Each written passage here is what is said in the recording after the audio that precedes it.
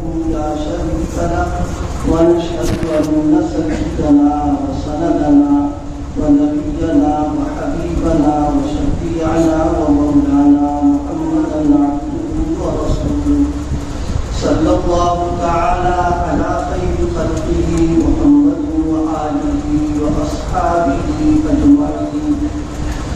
رب اشرح لي صدري ويسر لي أمري واحلل عقدة من لساني يفقهوا قولي. أما بعد أعوذ بالله من الشيطان الرجيم. بسم الله الرحمن الرحيم. لقد كان لكم في رسول الله أسوة حسنة لمن كان يرجو الله واليوم الآخر وذكر الله كثيرا. وقال النبي صلى الله عليه وسلم عليكم بسنتي أو كما قال عليه الصلاة والسلام. بزرگان محترم، اللہ پاک کا فضل ہے اور اس کا احسان ہے ہم سب کو اپنے گھر میں نبی پاک صلی اللہ علیہ وسلم کی سیرت کے سننے اور سنانے کے لیے جمع ہونے کی توفیق عطا فرمائے. اللہ پاک ہم سب کی اس حاضری کو قبول فرمائے. غالباً پروگرام کا سلسلہ یہاں مختلف مساجد میں ہو رہا ہے. میرے علم میں تو نہیں لیکن اندازہ ہے کہ غالباً پروگرام چل رہا ہے مختلف مساجد میں. بہت اچھی بات ہے.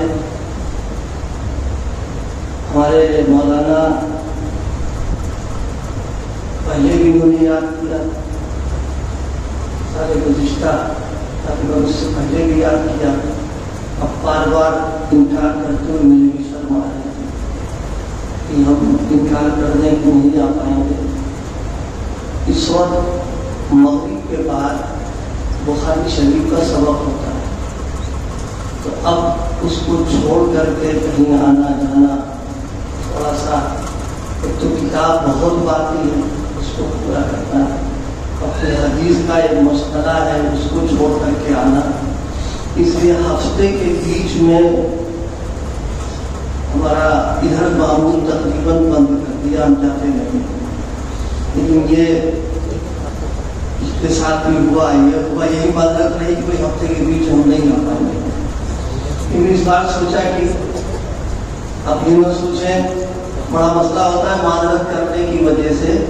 آدمی سوچتا ہے کوئی ناراض ہے اس لیے بہانہ تلاش کر دیا کہ نہیں آئیں گے. ناراضگی کی کوئی بات ہی نہیں. ہمارا انڈیا کا جھنجھٹ بھائی تھی کہ تعلق ہے جس کو یہ بھی کر رہے ہیں ہم بھی لگے ہوئے ہیں. اللہ پاک سب کو قبول فرما لے. تو آج کی حاضری جو ہے یہ ہم قرضہ تو نہیں کہیں گے، لیکن باہر کے تقاضے کی وجہ سے میں آ گیا یہاں پر. اور ربیع الاول کا مہینہ ہے. ایک بات یہ بتائیے، سال کے 12 مہینے ہیں. محرم سے شروع ہوتا ہے، ذی الحجہ میں ختم ہو جاتا ہے. ان سال کے 12 مہینوں میں میرا اپنا اندازہ و تجزیہ یہ ہے، اس مہینے میں جتنے سیرت کے عنوان پر پروگرام، بیانات، جلسے ہوتے ہیں شاید کسی اور مہینے میں ہوتے ہیں. مدارس کے پروگراموں کو چھوڑ دیا جائے اور عوامی پروگراموں کو اگر دیکھا جائے تو اس مہینے میں تناسب زیادہ ہوتا ہے. اب آپ یہ بتائیے کہ ہم اس مہینے میں کیوں زیادہ سیرت کے پروگرام کیے جاتے ہیں؟ تھوڑا سوچنے کی بات تو یہ بھی ہے. اس لیے کہ سارے مہینوں کو اللہ پاک نے بنایا ہے، سارا نظام اللہ کا بنایا ہوا ہے. تو دین کی باتیں سننا ہی ہے تو اب یہ ربیع الاول ہی بھی کیا ضروری ہے کہ ہم اس مہینے میں ہی سنیں. اب یہ مہینہ گیا تو ٹھنڈے بستے میں پہنچ گئے ہم، کوئی تذکرہ نہیں ہوتا ہے. تو اس مہینے میں خاص طور پر جو ذکر ہے آپ صلی اللہ علیہ وسلم کا.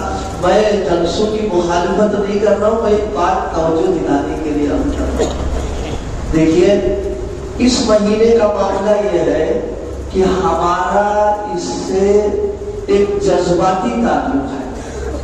حضرت نبی کریم صلی اللہ علیہ وسلم کے ہم امتی غلام ہیں، آپ ہمارے نبی ہیں، اور اس رشتے کی بنیاد پر آپ جہاں پیدا ہوئے، آپ جہاں رہے، آپ جس مہینے میں آئے، ان سب چیزوں سے ہمارا ایک تعلق ہے اور جذباتی تعلق ہے. یہ تعلق یہ ایمان کا تقاضا ہے، یہ تعلق آپ کے رشتے کا اور نسبت کا تقاضا ہے. یاد رکھیے رسول پاک سے محبت ہونا یہ عین ایمان ہے، اور اللہ کے پیغمبر سے محبت نہ ہونا یہ ایمان نہ ہونے کی علامت ہے. نبی کریم صلی اللہ علیہ وسلم سے محبت اور آپ کی سیرت، آپ کی صورت، آپ کے اخلاق، آپ کے عادات، آپ کے معاملات، آپ کے معاشرت، غرضے کی پوری زندگی کا پڑھنا پڑھانا، سننا سنانا سب عبادت ہے، سب عبادت ہے. لیکن ایک بات ہم عرض کرتے چلے اس موقع کے اوپر، دو چیزیں ہیں، ایک ہے ذکر رسول اور ایک ہے اتباع رسول.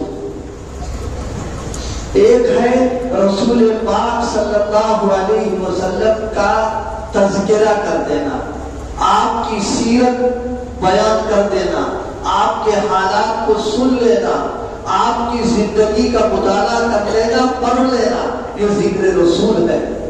اور ایک بات سمجھنے کی ہے، ذکر رسول کا جہاں تک معاملہ ہے، اللہ پاک خود اپنے پیغمبر کے تذکرے کا نظام اللہ نے بنایا ہے، اور ایسا نظام بنا دیا ہے کہ ہم سب مل کر کے بھی اس کے پسنگے کے برابر رسول پاک کا تذکرہ نہیں کر سکتے ہیں جس انداز پر اللہ پاک نے اپنے محبوب کا تذکرہ کیا ہے. کیا فرمایا قرآن مجید نے؟ وَرَفَعْنَا لَكَ ذِكْرَكَ. قرآن مجید کی آیت ہے، اللہ فرما رہا ہے وَرَفَعْنَا، اے پیغمبر ہم نے آپ کے ذکر کو، آپ کے تذکرے کو، آپ کی یاد کو فرمایا ہم نے بلند کر دیا. کتنا بلند کیا ہم سب جانتے ہیں. بنانے والا جتنا بڑا ہوگا اس کی عمارت اتنی بڑھیا ہوگی، اور بنانے والا جتنا کندم ہوگا اس کی عمارت اتنی کندم ہوگی. اللہ پاک سے بڑھ کر کوئی نہیں ہو سکتا ہے. اللہ جس کو بلند کرنا چاہے کوئی دنیا کی طاقت اس کی بلندی کو نہیں پہنچ سکتی ہے. فرمایا ہم نے آپ کے ذکر کو بلند کر دیا. جب یہ آیت اتری تو رسول پاک صلی اللہ علیہ وسلم نے حضرت جبریل امین سے پوچھا کہ یہ بتاؤ وَرَفَعْنَا لَكَ ذِكْرَكَ کا کیا مطلب ہے؟ یہاں ایک کام کی بات، سب کے کام کی بات، غور کرنے کی بات. نبی پاک کی زبان عربی ہے، حضور کی زبان عربی ہے. آپ جہاں پیدا ہوئے وہ وہاں کی زبان عربی، وہاں کا معاشرہ عربی، وہاں کا سماج عربی، سب کچھ ہے. لیکن آقا حضرت جبریل امین سے پوچھ رہے وَرَفَعْنَا لَكَ ذِكْرَكَ کا کیا مطلب ہے؟ اس سے یہ معلوم ہو گیا صرف عربی کا جان لینا یہ قرآن کے سمجھنے کے لیے کافی نہیں ہوگا. قرآن کے سمجھنے کے لیے قرآن والا بتائے گا کہ اس کا یہ مطلب ہے، تب سمجھ پائیں گے. آج میں موضوع سے ہٹا ہوں، میں پھر آؤں گا، لیکن یہ کام کی بات عرض کرتے چلیں. آج ذرا سا عربی بولنا آ گئی، ذرا سا عربی سمجھنا آ گئی، ذرا سا عربی لکھنا آ گئی، بس سب سے بڑے مفسر ہم ہیں. اور سب سے بڑے دین کے جاننے والے اب ہم ہیں. اب نہ عالم ہونے کی ضرورت، نہ فاضل ہونے کی ضرورت، نہ تفسیروں کی نہ حدیث کی. تو عربی جان رہے، لہذا اس بنیاد کے اوپر ہم قرآن کو حل کر لیں گے. نہیں. دیکھیے علماء تشریف فرما، ہم ان کی موجودگی میں بات آپ کو سمجھانا چاہ رہے ہیں. اس لیے آج کے دور میں مسلمان دین کو سمجھنا چاہتا ہے موبائل کے ذریعے سے، دین کو لینا چاہتا ہے آج کے جو ذرائع ابلاغ ہیں ان کے ذریعے سے لینا چاہتا ہے. واٹس ایپ کے اوپر کوئی پیغام آ گیا، کوئی بات آ گئی، ارے تو صبح آ چکی ہے، لہذا بالکل صحیح سچی بات ہے. یاد رکھیے قرآن مجید کا سمجھنا، دین کا سمجھنا، رسول پاک کے لائے ہوئے پیغام کا سمجھنا یہ الگ چیز ہے، اور عربی کا جاننا ایک الگ چیز ہے. مجھے ایک واقعہ یاد آ گیا. حضرت مرزا مظہر جانے جانا رحمت اللہ تعالیٰ علیہ. کچھ میری بات سمجھ میں آ رہی ہے آپ لوگوں کے؟ بہت میں آپ لوگوں کی رعایت کر کے میں اس کو کر رہا ہوں اس وقت میں. حضرت مرزا مظہر جانے جانا رحمت اللہ تعالیٰ علیہ نقشبندی سلسلے کے بڑے اکابر میں، اور اللہ پاک نے ان کا سلسلہ چلایا، اور بہت سارے علماء، بہت سارے مشائخ ان کے سلسلے کے اندر ہیں. ایک مرتبہ حضرت نے اپنے خادم سے کہا کہ دیکھو پیاس لگی ہے، پانی لاؤ،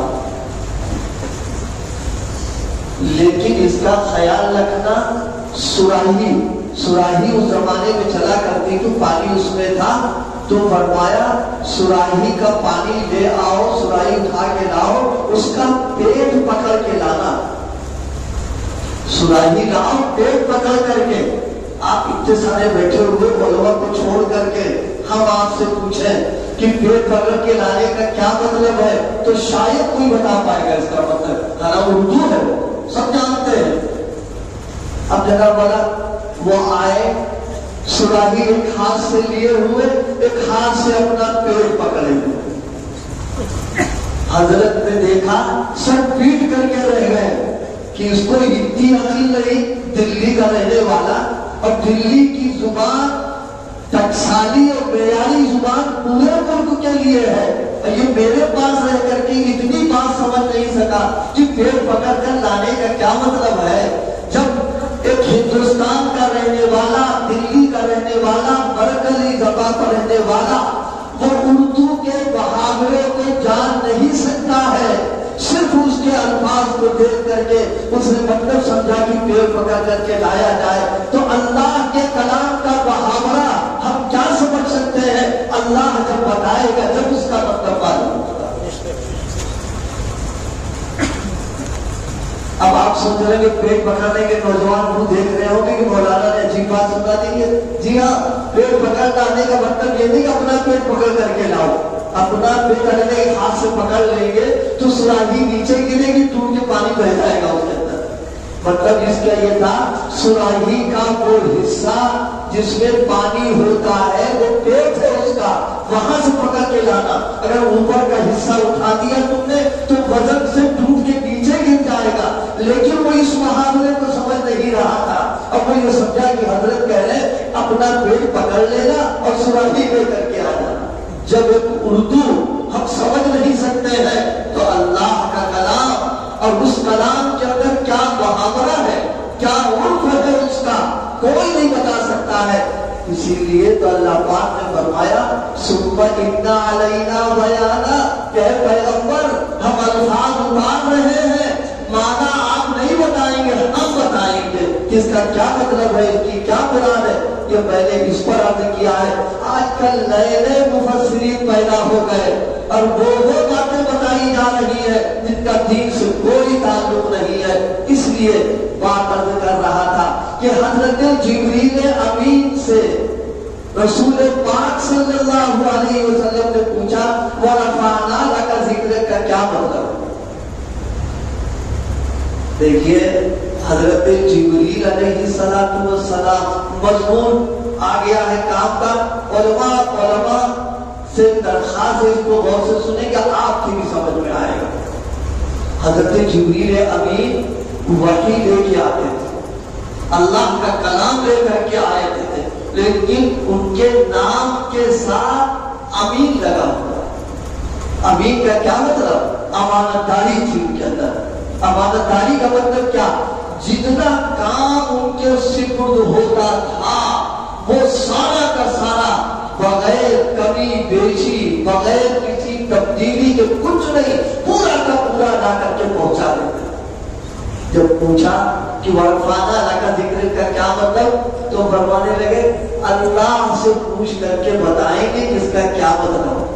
یہ امانت داری کی بات ہے کہ اللہ نے ہم کو کلام دیا, ہم نے پہنچا دیا, اس کی مراد نہیں بتائی ہے. جب وہ بتا دیں گے تب ہم آپ کو بتائیں گے کہ اس کا یہ مطلب ہوتا ہے. ہم اور آپ بولتے کہتے ہیں لیکن کوئی بات جواب پوچھنے کی ہے, اس کا تو مطلب یہ ہے. نہیں, حضرت جبریل نے فرمایا کہ اللہ سے پوچھ کر کے ہم بتائیں گے. حضرت جبریل تشریف لائے, ذکر رسول پر عرض کر رہا. ذکر رسول یہی تھوڑی نا کہ ربیع الاول کا مہینہ آ گیا بس تذکرہ ہو گیا حضور کا اور سیرت بیان ہو گئی اور چرچا کر دیا اور پھر اس کے بعد ٹھنڈے بستے پہ ڈال کے 11 مہینے سوتے رہے. اللہ فرما رہا ورفعنا لک ذکرک, اے دنیا والو ہم نے رسول پاک کے تذکرے کا جو نظام بنایا ہے صبح قیامت تک چلتا رہے گا نظام. وہ کیا؟ جب پوچھا تو آئے اور آنے کے بعد مطلب یہ بیان فرمایا اذا ذکرت ذکرت ورفعنا لک ذکرک, اے پیغمبر جہاں جہاں میرا تذکرہ کیا جائے گا اور جب جب میرا ذکر ہوگا تمہارا میرے محبوب ہے, لہذا اس تعلق کی بنیاد پر وہاں آپ کا بھی ذکر کیا جائے گا. ورفعنا لک ذکرک, عجیب معاملہ. اللہ پاک نے یہ نعمت صرف مدنی آقا محمد رسول اللہ کو عطا فرمائی ہے کہ اللہ کا جب نام لیا جائے گا تو رسول پاک کا بھی نام لیا جائے گا. اور دیکھو سچی بات یہ ہے اللہ کا نام لینا وہ معتبر ہوگا جو محمد رسول اللہ سے ثابت ہوگا. اس لیے کہا گیا کہ جب کوئی میرا نام لینا چاہے گا تو وہ آپ کے طریقے کے اعتبار سے اگر لے گا وہ ذکر معتبر ہوگا, اور اپنے اعتبار سے کرے گا اس ذکر کا کوئی اعتبار نہیں کیا جائے گا. اللہ کا تذکرہ کہاں کہاں ہوتا ہے آپ بتاؤ. کوئی آدمی اگر مسلمان ہونا چاہے تو کیا کرے گا؟ نماز پڑھے گا. پہلے کیا کام کرے گا؟ وضو کرے گا. پہلے کیا کرے گا؟ وہ سب سے پہلا کام کلمہ پڑھے گا. اچھا کلمہ پڑھے گا تو پھر لا الہ الا اللہ پڑھے گا؟ نہیں, لا الہ الا اللہ کے ساتھ محمد رسول اللہ بھی پڑھنا پڑے گا. اچھا قرآن مجید کی تلاوت شروع کر دی اور تلاوت کرتے کرتے آیا اللہ کا ذکر, تو اللہ کے ذکر کے ساتھ رسول پاک کا بھی تذکرہ ساتھ میں لگا ہوا ہے. قرآن پڑھو گے اللہ کے ذکر کے ساتھ حضور کا ذکر ہوگا. اچھا مسجد کے میناروں سے, مسجد کے مائک سے اذان ہوتی نہیں ہوتی؟ 5 وقت اذان کہی جاتی ہے اشہد ان لا الہ الا اللہ, اس کے بعد کیا کہتے ہیں؟ اشہد ان محمد رسول اللہ. کہتے نہیں کہتے وہاں پر آپ نے. اسی طرح اقامت ہوگی, اس اقامت میں بھی لا الہ الا اللہ کے اشہد ان لا الہ الا اللہ اشہد ان محمد رسول اللہ. اگر کوئی آدمی اشہد ان لا الہ الا اللہ کہے اور اشہد ان محمد رسول اللہ نہ کہے, علماء سے پوچھئے گا اذان ناقص ہو جائے گی. کیوں؟ اللہ کا تو ذکر ہو رہا اور محبوب کا تذکرہ نہیں ہو رہا. لہذا محبوب کا تذکرہ جب ہوگا تب اذان مکمل ہوگی, اقامت مکمل ہوگی, تلاوت مکمل ہوگی. اور آگے کی بات عرض کریں آپ سے ہم, وہ یہ نماز اور اقامت اور جناب والا یہ نظام عبادت کبھی ہم نے اس پر غور نہیں کیا. آپ یہ بتاؤ کائنات اللہ پاک نے بنائی، ہم سب کو اپنی عبادت کے لیے بنایا۔ اب 5 وقت کی جو نماز ہے، ایمانداری سے بتاؤ کتنا ٹائم لگتا ہے؟ ظاہر سی بات ہے 5 وقت کی نماز کو اگر جوڑا جائے گا تو بڑے خشوع اور حضور کے ساتھ اگر پڑھی جائے گی 2 گھنٹے، اس سے زیادہ تو کچھ آئے گا نہیں اس کے اندر۔ تو 24 گھنٹے میں صرف 2 گھنٹے اور 22 گھنٹے کچھ نہیں۔ اللہ پاک نے دنیا کا نظام ایسا بنایا ہے کہ پوری دنیا میں کوئی وقت، کوئی منٹ اور سیکنڈ ایسا نہیں ہوتا ہے کہ وہاں اذان اور اقامت نہ ہوتی ہو۔ کیوں؟ آج ہمارے یہاں رات ہے تو کہیں دن ہو رہا ہوگا، جب ہمارے یہاں دن ہوتا ہے تو کہیں رات ہوتی رہتی ہے۔ معلوم ہے سورج ڈوبا، وہاں نکل گیا، وہاں نکلا، وہاں ڈوبا، ہمارے یہاں فلاں نماز کا وقت ہے، کسی کے یہاں فلاں وقت۔ آج سائنسدانوں نے ریسرچ کر کے بتایا ہے کہ 24 گھنٹے پوری دنیا کے اندر اذان بھی ہو رہی، اقامت بھی ہو رہی، اور جب اذان ہوگی تو اللہ کے ذکر کے ساتھ رسول پاک کا بھی تذکرہ ہوگا، اقامت ہوگی اللہ کے ذکر کے ساتھ رسول پاک کا بھی تذکرہ کیا جائے گا۔ جو گویا قیامت تک اللہ نے اپنے محبوب کے تذکرے کا نظام بنا دیا ہے۔ ہم حضور کا ذکر تذکرہ یہ کیوں نظام بنایا؟ غور کریں آپ۔ حضرات علماء کرام کی موجودگی میں ذمہ داری کے ساتھ ایک بات عرض کر رہا ہوں، اگر کوئی آدمی مثال کے طور پر ظہر کی نماز کا وقت، مثال کے طور پر میں اپنے طور پر عرض کر رہا ہوں، مثال کے طور پر کوئی آدمی ظہر کی اذان مثال وقت شروع ہو رہا ہو، مان لیے 12:30 بجے 1 بجے، اور وہ اذان دے دے 11 بجے 12 بجے، آپ اسے منظور کریں گے؟ نہیں منظور کریں گے آپ۔ اسی طرح فجر کی اذان کوئی آدمی کہے صبح صادق سے پہلے، سحری کے ٹائم پر اذان کہہ دے، اس کا اعتبار نہیں کریں گے۔ اس سے ایک بات مجھے عرض کرنا ہے، وہ یہ اللہ پاک دنیا کو بتانا چاہتا ہے کہ میرے محبوب کا تم تذکرہ کرو، میرے نظام سے کرنا، اگر اس سے ہٹ کر کے اوقات کو بدل کر کرو گے اس وقت کا ہم کوئی اعتبار نہ کریں گے۔ تو ذکر رسول وہ معتبر ہے جو اللہ کے نظام اور اللہ کے قانون اور دستور کے مطابق کیا جائے گا، اس کے خلاف اگر کریں گے اس ذکر رسول کا کوئی اعتبار نہیں۔ مجھے ایک بات یاد آ گئی، کام کی حضرت حکیم الامت نور اللہ مرقدہ، حکیم الامت حضرت مولانا شاہ اشرف علی صاحب تھانوی نور اللہ مرقدہ حیدرآباد تشریف لے گئے، حیدرآباد گئے، وہاں آپ کا بیان ہوا تو آپ نے سیرت پر بیان کیا اور سیرت کے موضوع پر تقریر ہوئی۔ اس تقریر میں ایک بڑے کام کی بات بتائی ہے۔ کیا کام کی بات بتائی؟ ایک موقع پر کچھ لوگ آئے، نبی پاک صلی اللہ علیہ وسلم کو آواز دے کر بلانے لگے، یا محمد صلی اللہ علیہ وسلم، اے محمد نکلیے، ہم کو آپ سے بات کریں۔ قرآن مجید کی آیات اتری، اور مجھے پورا مضمون نہیں ذکر کرنا، صرف ایک بات عرض کرنا چاہتا ہے۔ اللہ پاک نے اس موقع پر فرمایا وَلَوْ أَنَّهُمْ صَبَرُوا، ان کو جلدی نہیں کرنا چاہیے تھا۔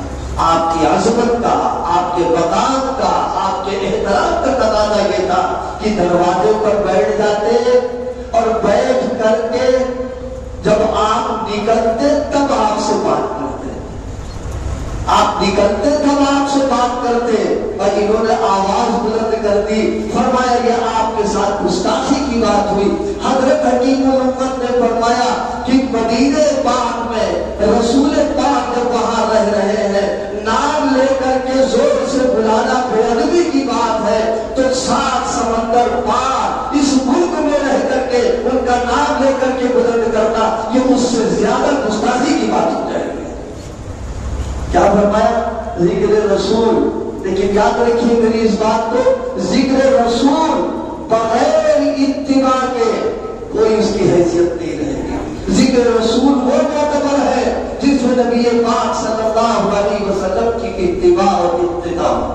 دیکھیے محبت اپنی جگہ پر ہے، لیکن محبت کا کچھ تقاضا ہوتا ہے. ہم آپ سے پوچھیں ابا سے محبت ہے کہ نہیں؟ اور بیٹی سے بھی محبت، بیوی سے بھی محبت، لیکن اس محبت کے کچھ آداب ہیں. بیوی سے محبت ہے لیکن بیوی والا معاملہ نعوذ باللہ بیٹی سے آپ کرنے لگے کہ ہاں محبت میں ہم نے یہ کر دیا، اتنے جوتے پڑے کہ دماغ صحیح ہو جائے گا.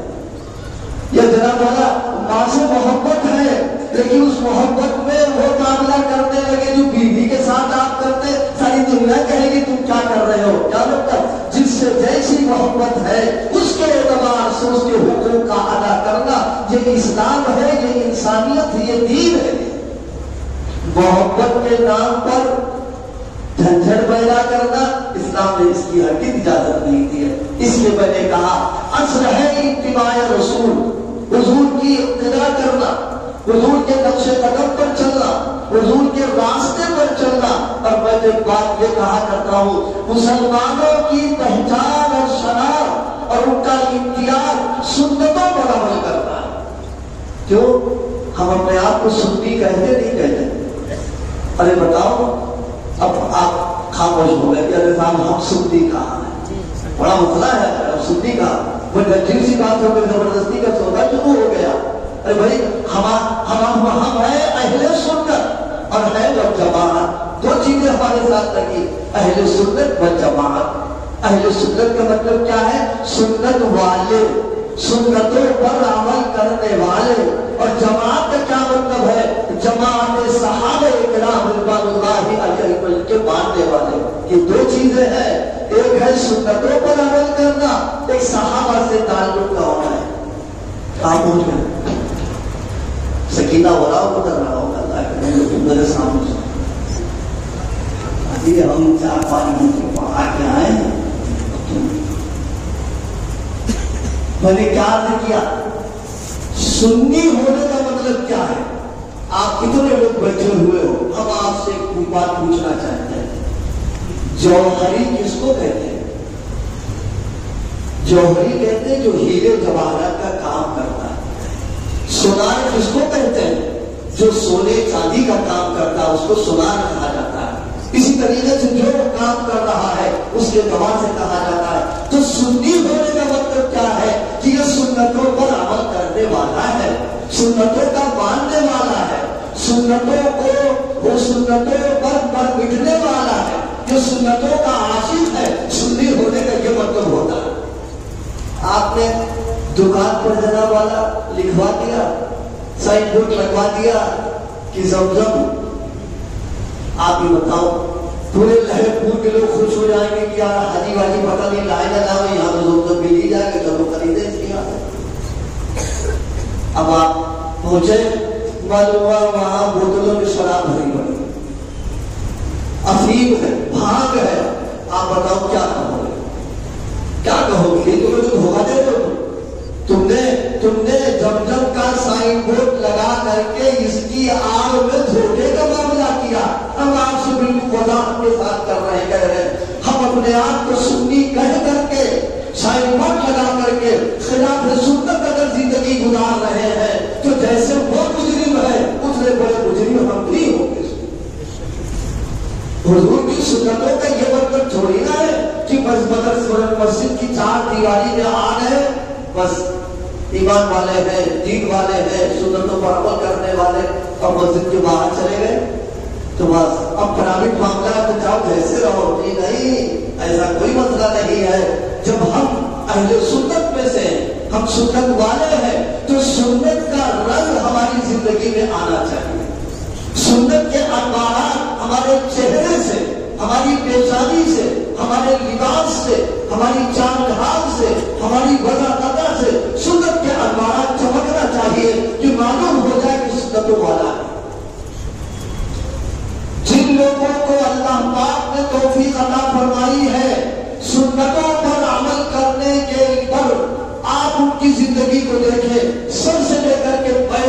انوارات ہی انوارات محسوس ہوتے ہیں، اور ہماری زندگی میں چونکہ سنت نہیں ہے، لہذا ہم کو پہچانوانا پڑتا ہے کہ ہم حضور کے امتی ہیں۔ پہچانوانے کا مطلب یہ ہے کہ معاملہ نمبر 2 کا ہو چکا ہے آپ کا یہاں۔ اس لیے میرے دوستو، سنت پر کا عمل کرنا، سنتوں کو اپنانا، اہتمام کرنا، سنتوں کو اپنانا، اس مضبوطی کے ساتھ میں ساری دنیا ایک طرف، لیکن رسول پاک کا طریقہ چھوڑنا ہم کو گوارا نہ ہو، یہ بات بنے گی آ کر کے۔ ایک بات یاد آ گئی، سنتوں کی قدر و قیمت کتنی قدر و قیمت ہے۔ مجدد الفسانی، حضرت مجدد الفسانی شیخ احمد سرہندی الفاروقی نے ایک بہت کام کی بات لکھی، فرمایا اللہ تعالیٰ کو سب سے زیادہ عبدیت مطلوب ہے، بندگی مطلوب ہے، بندہ بن کر کے زندگی گزارنا مطلوب ہے۔ اللہ کو بس یہی چیز پسند ہے، اور اسی لیے ہمیں اور آپ کو دنیا میں بھیجا ہے۔ علماء سے سنتے رہتے ہم لوگ ہیں، وَمَا خَلَقْتُ الْجِنَّ وَالْإِنسَ إِلَّا لِيَعْبُدُونِ، مشہور آیت سے پڑھتے رہتے ہیں کہ اللہ نے صرف تم کو ہماری عبادت کے لیے پیدا کیا، اور تم سے بندگی چاہتے ہیں، عبدیت چاہتے ہیں، کچھ اور نہیں چاہتے ہیں۔ فرمایا عبدیت کا آلہ، کامل عبدیت، عبدیت کی دنیا کا سرکار، بادشاہ، شہنشاہ نبی کریم صلی اللہ علیہ وسلم کی ذات گرامی، تو رسول پاک سے بڑھ کر نہ کوئی عبد ہوا ہے، اور قیامت تک کوئی ہو بھی نہیں سکتا۔ نبی کریم علیہ السلام سراپا عبد ہے۔ کیوں؟ اللہ پاک نے قرآن میں ذکر کیا ایک موقع پر، سبحان الذی اسریٰ بعبدہ، رسول پاک کا تذکرہ کیا اور عبد کا لفظ استعمال کیا ہے، اور دنیا کو بتا دیا کہ دیکھو اتنا بڑا مقام ان کو جو ملا ہے یہ عبدیت کی بنیاد پر ملا ہے۔ جو آدمی جتنا بڑا عبد ہوگا، عبدیت ہوگی، بندگی ہوگی، وہ اللہ کا اتنا ہی مقبول اور منظور نظر ہوگا۔ حضرت مجدد صاحب نے کیا لکھا؟ حضرت مجدد الفسانی نے فرمایا عبدیت کی دنیا میں سرکار، سربراہ اور بادشاہ نبی کریم صلی اللہ علیہ وسلم کی ذات گرامی ہے۔ اس لیے اللہ جس کو بندہ بنانا چاہتا ہے، جس کو مقبول بنانا چاہتا ہے، جس کو اپنے یہاں محبوبیت دینا چاہتا ہے، اللہ اس کو اسی کے بقدر رسول پاک کے اتباع کی توفیق عطا فرما دیتا ہے۔ اس لیے اللہ نے یہ نظام بنایا ہے کہ تم جن لوگوں کو دیکھو کہ یہ سنتوں پر کتنا عمل کر رہا ہے، سمجھ جاؤ کہ اللہ کی طرف سے فیصلہ ہو چکا ہے کہ اس کو منظور نظر ہم کو بنانا ہے۔ اور جو سنتوں سے ہٹا ہوا ہے، سنتوں سے دور ہے، وہ رزق تمہار ہے، اللہ کے یہاں سے گویا فیصلہ ہو چکا ہے کہ اپنے دربار میں اس کو ہم مقبول نہیں بنائیں گے، اس لیے سنتوں پر عمل کرنے کی توفیق اس کو نہیں عطا فرمائیں۔ نبی کریم صلی اللہ علیہ وسلم کا طریقہ اللہ پاک نے کہا ہے، بس ختم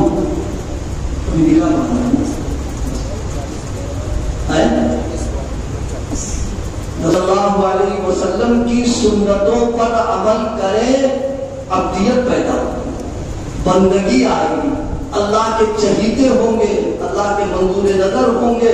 انہی چیزوں میں سے نکاح کا عمل بھی ہے۔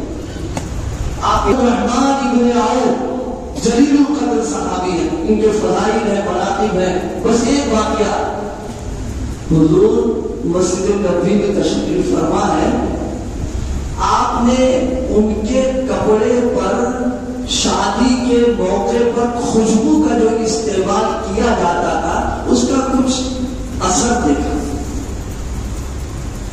تو آپ نے فرمایا ماہیم یا عبد الرحمان، اے عبد الرحمان، یہ کیا لگا ہے